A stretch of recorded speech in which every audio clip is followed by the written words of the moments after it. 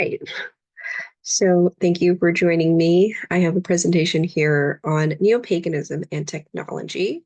Specifically, this refers to how individuals within the neo-paganism community find and resource their information using technology and the internet. So I have a few points of contact that I drafted up and want to focus on. So we have social media, online services, official websites. So this includes websites, databases, etc. And all of these things can be found using a regular search engine. So none of them are held behind any type of secrecy within an organization or even anything physical where just people are excluded outside of it. So I wanted to define neo-paganism just real quickly. This is from Cambridge University Press, a modern religion that includes beliefs and activities that are not from any of the main religions of the world, for example, the worship of nature. And there is a really good subpoint that they include that says the forms neo-paganism takes are so varied they almost defy description. This is very important to mention because neo-paganism is relatively in its early development. Uh, Specifically, neo-paganism referring to the new part, not necessarily anything old. But with this, there is a lot of crossover, there's a lot of uncertainty, and there is still a lot of development happening. There isn't a lot out there in comparison to mainstream Christianity, which has its own well-developed studies and philosophy that we are aware of that is easy to find through publication. So social media to start. Why would somebody who identifies as neo-pagan use social media for their information? To start off with, a lot of people tend to lead double lives. There is concerns about discrimination and being ostracized from one's family, job, and friends. So sometimes they will have a alias or maybe not necessarily that they use to interact online and to create relationships and to collect information without the fear of what they would experience in real life or if they were discovered. That's why often there is the phrase of being in the broom closet, so to speak, where people kind of hide and they don't really share any information. And also, it's very available. Social media is increasingly common and is increasingly used within a variety amount of people within different areas, ages, etc. It is relatively easy to get, so it is more accessible than physical resources, which can be very expensive. Some rare texts or things that are very niche can only be found through certain publishers, which can be very expensive. And also, some people are just very young.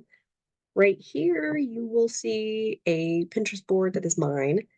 It says BOS stuff, which is just an acronym for Book of Shadows, which refers to any book or writing that contains notes, or it could be more formalized studies related to occultism, witchcraft, whatever you choose to call it. And here's just some pictures. In this case area, there's just some old photos that I probably thought were neat at the time. This is from a while ago. And our first example of other than that kind of social media, just like an image, is YouTube as well as some short form content. In this case, this is TikTok. So this is a short form video here. They're both from Nurse Natasha. She focuses on witchcraft and yoga. Here's one of her tarot reading videos where somebody can view it and they could basically use her reading to understand or predict something in their own lives. That's something pretty common now. The one on the right here is how somebody could celebrate, do any rituals on the full moon. These are both from around April 23rd. Sometimes Nurse Natasha also does these videos that include tarot reading, Australia, astrological forecasts, as well as yoga. So you'll get triple whammy with some content. So here's a little more information about where those came from here. So there is also Facebook, Discord groups, and blogs. So the description here is individuals within close-knit communities have shown a preference for information from individuals within the community, especially firsthand. These examples here refer to some firsthand information where people can communicate with each other. Or in the example here with the Sacred Fires tradition, this is a Facebook group. is a little bit more formal, so it's not necessarily like a casual Facebook group or the Discord server here on the right, or Bree Nick Garrett's blog right here, which is pretty informal as well. This picture of a Discord server is actually from one I used to operate a long time ago that is now closed. This is a pretty common setup amongst Discord servers. And here is an example of what the Connecticut pagan one looks like. This is one of a few. There's actually a few now for Connecticut pagans and Wiccans. Pretty casual. And then for Sacred Fires, this one's a little bit more formal. You can see that they have their organization. There's Speak of Matt Warren. He's a pretty common author. Little picture of him here. Now moving on to online services. These are the more transactional ones, so they're definitely even more formal. Here is some tarot and astrology apps and websites. So these are more like online reference materials. However, they also have classes. So you get a little bit of both. You get some free content, and then you also sometimes get some paid content. Divination is very common amongst neo-pagans. So they either have lessons or they'll need some type of dictionary to decipher certain things. Biddy tarot, pretty common for tarot. Here is their tarot deck on the right. This is the Three of Cups. Very nice. And there is Astrogenius, which does astrology. They have both classes, and they actually have a database where you can file away different people that you know, so you can use it as well. So it's a double doozy of using it to learn, but also using it to store information of your own. CoStar is a very common app. Look at here. A lot of people use it, and a lot of people who are outside of the community use it. Here's their astrology guide here. So they also have a little bit of information besides just using an app. And you can find it on the App Store, so you don't have to do anything crazy.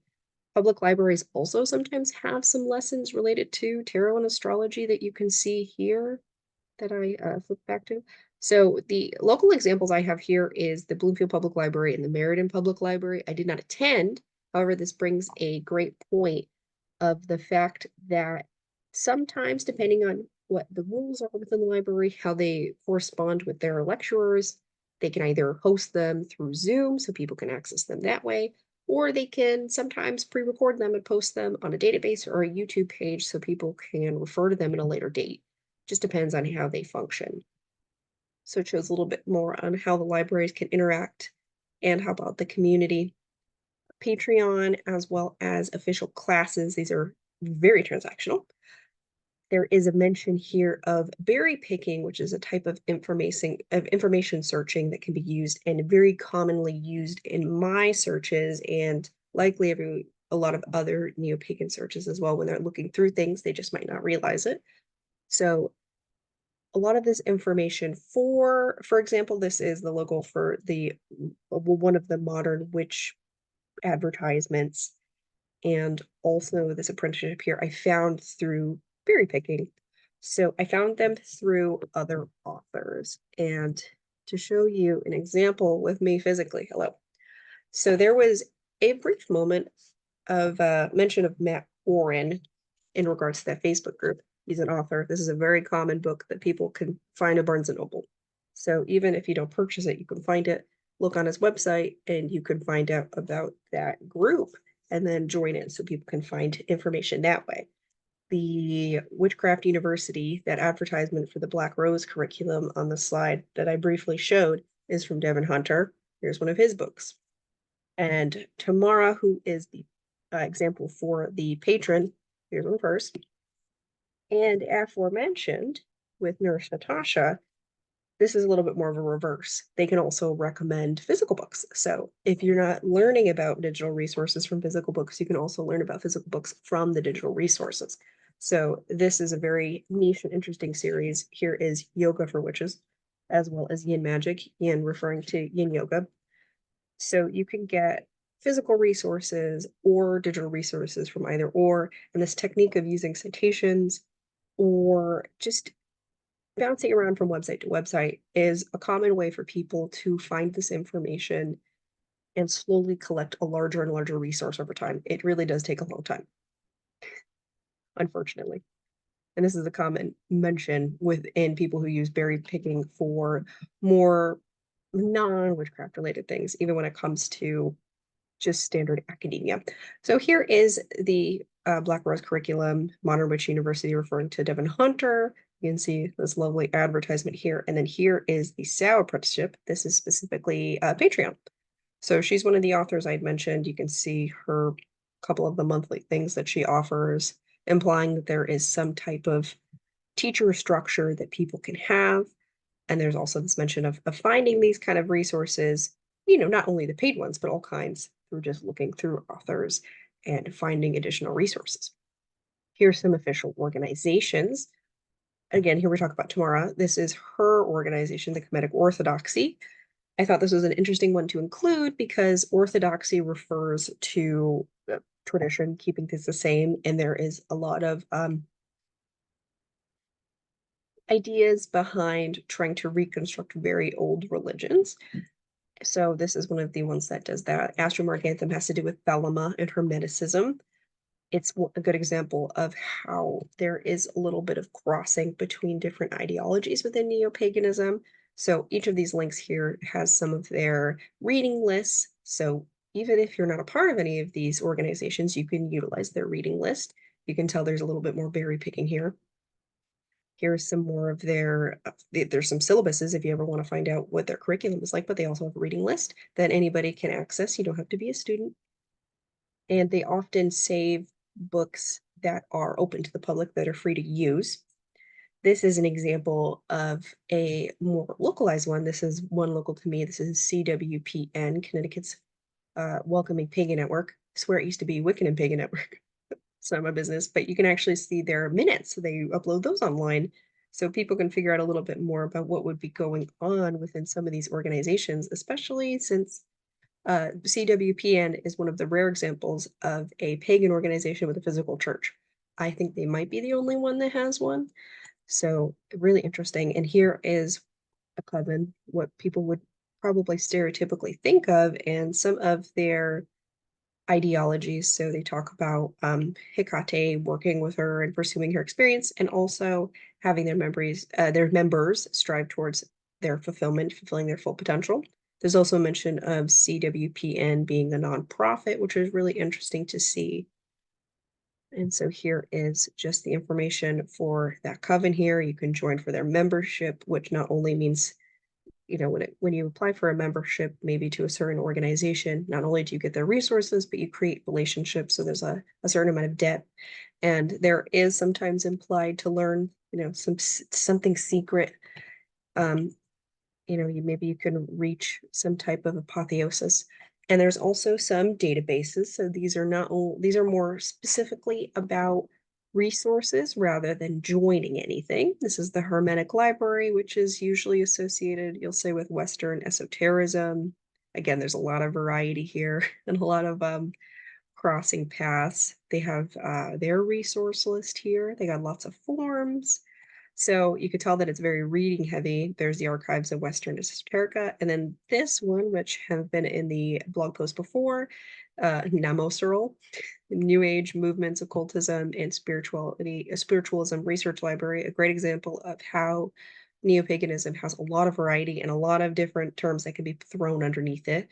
It was founded by Guy Frost, and it's a physical collection. So they have references to different components within their physical collection, and they also have things that are accessible online. So you can see them digitally. And I imagine if they're not already scanned in, you can request them. And they also have a YouTube page, which is great. And it is located in Georgia at Valdosta, yeah, State University in Georgia. And I wanted to do a brief mention on public libraries. I thought that was very important and relevant.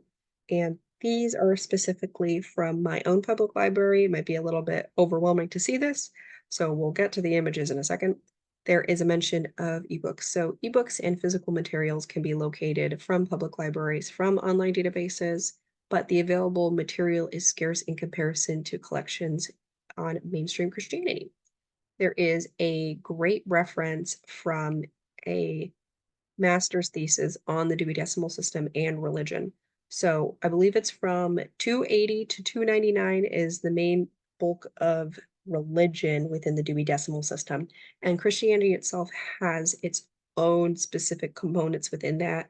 So let's say it has like, I think it's Christian philosophy, and then it's religious philosophy. So they kind of lump all of the other ones together. So Christianity has its own individual one, and then often the other religions get lumped, and a good portion of them go under 299, which is just kind of like a, it's almost treated like a miscellaneous.